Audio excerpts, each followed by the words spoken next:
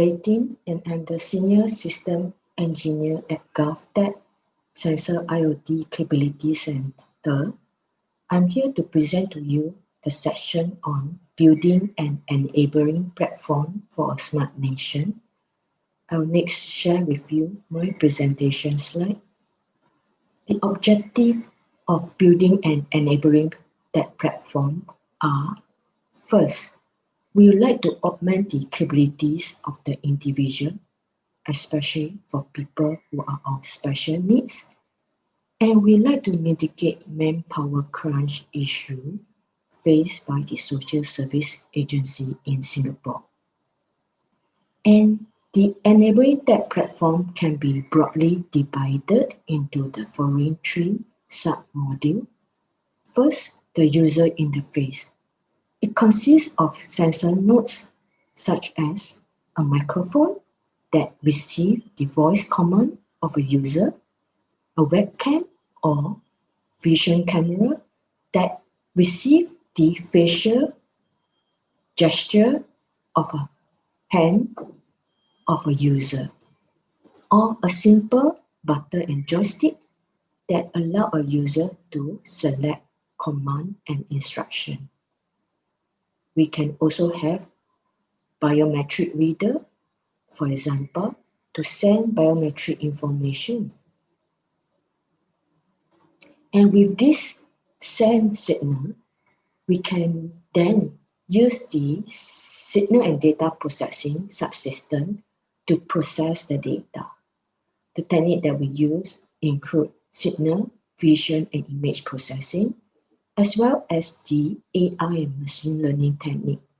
For example, we perform voice recognition, facial and gesture recognition, speech-to-text conversion, or the signal image processing.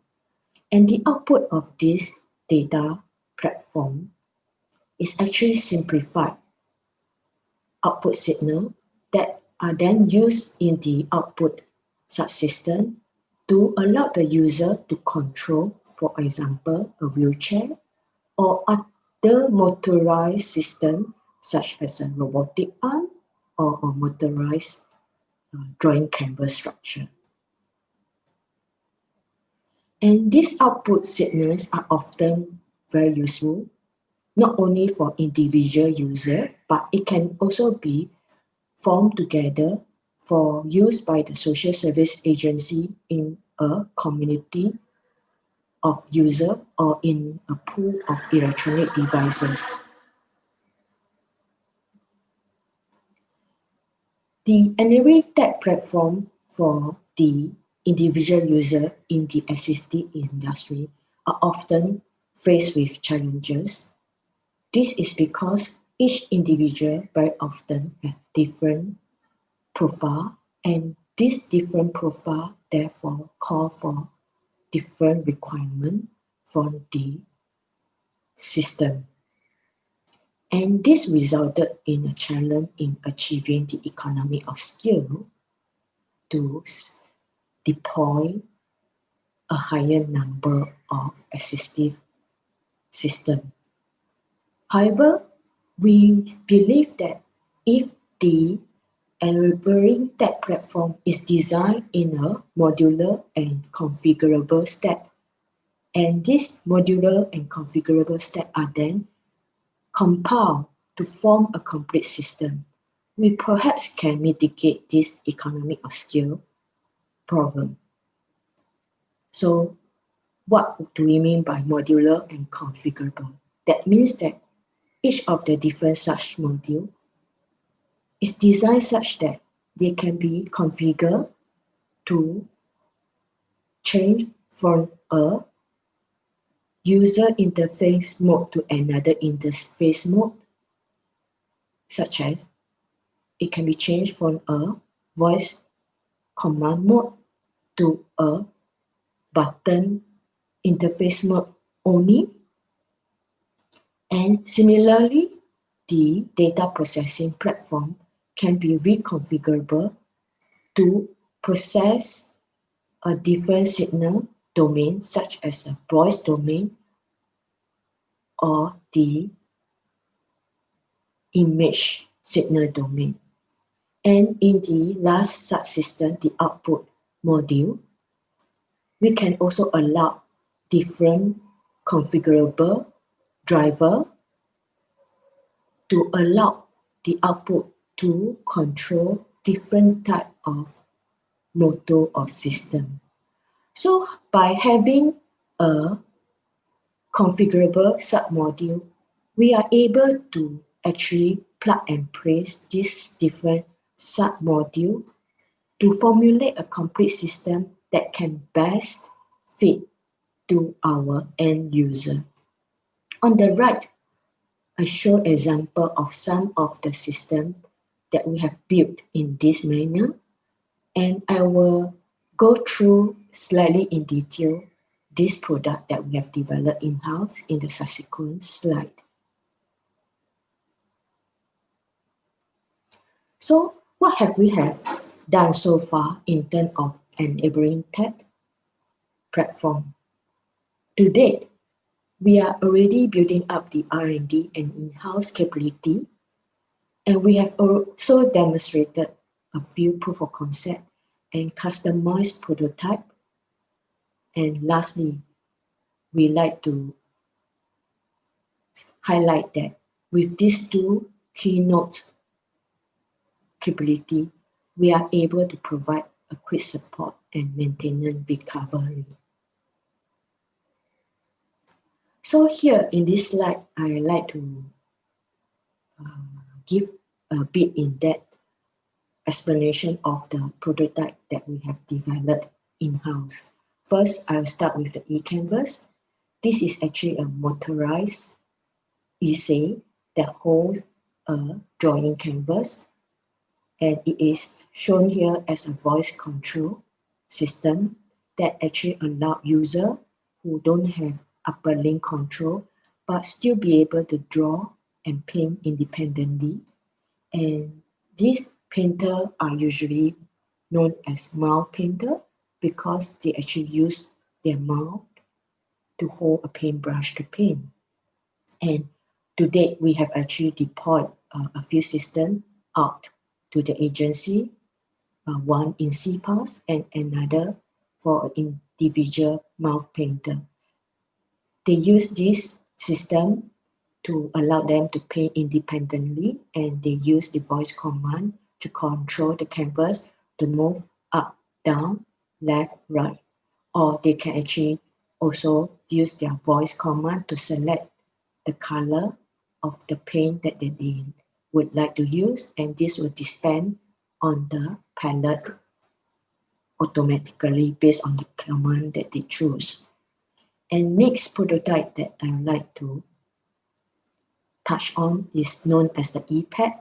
Here, this e-pad is actually a panning and tilting system that allow a user who have limited upper limb control to still be able to pan and tilt an iPad or a tablet by using, for example, a button to control the panning and tilting, and further to use the button to select an application on the tablet.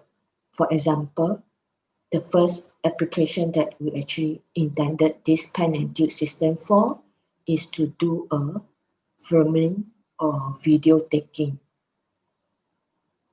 And the next prototype I'd like to introduce to you is the self-feeding robotic arm. We have actually incorporated also in this prototype a stereo camera. This stereo camera is able to take the image of the facials of a person and detect the location of the mouth. And with that, it enables the robotic arm to perform self-feeding by locating where is the position of the arm. So we have two tasks demonstrated in this prototype. One is to perform a feeding from a bottle, and another is to perform self-feeding by using a customized spoon to feed from a bowl of syrup or cereal. And next on the line, we also have a prototype that we call as e-typewriter. So this is actually a facial recognition solution where a webcam is used to detect the mouth open and close action of a user, and the user, by opening or close a mouth, will be able to select the letters that he or she wish to type on a computer. So this application is to allow, for example, a stroke patient who still have control of he or her mouth to be able to type a message or to write a letter. And the last one that I would like to introduce to you is a e-dispenser. In this photo, I show you the e-dispenser, which is actually dispensing a toothpaste. So the purpose of this dispensing toothpaste is to allow a person who has limited upper limb control to still be able to dispense a toothbrush, to dispense a toothpaste on a toothbrush by pressing on an assistive button. So next, I would like to also bring to you to explain how a modular or reconfigurable hardware and software engine is possible by using an e-canvas project as an illustration. So you can see that we have the user interface in terms of a voice command, or it can be reconfigured to be a button interface by changing to a button control module, or in fact, we can also change the user interface mode by using a motion detection interface. So this is the modular user interface module that we have that can plug in to a center processing platform, which we call the controller board. So this controller board can be designed such that it is able to drive different type of motors, and these motors are used to move a structure. In this case, it helps to move a drawing canvas. Or this motor can be used also to help to rotate a platform. For example, in the eCanvas system, it is a rotating pallet. So here we can see that by providing a modular and configurable subsystem of engine, we are able to form a complete system by using different configuration. And next, we like to also explain that we can actually integrate this enabling tech platform to the Singapore government tech stack or the sensor IoT tech stack.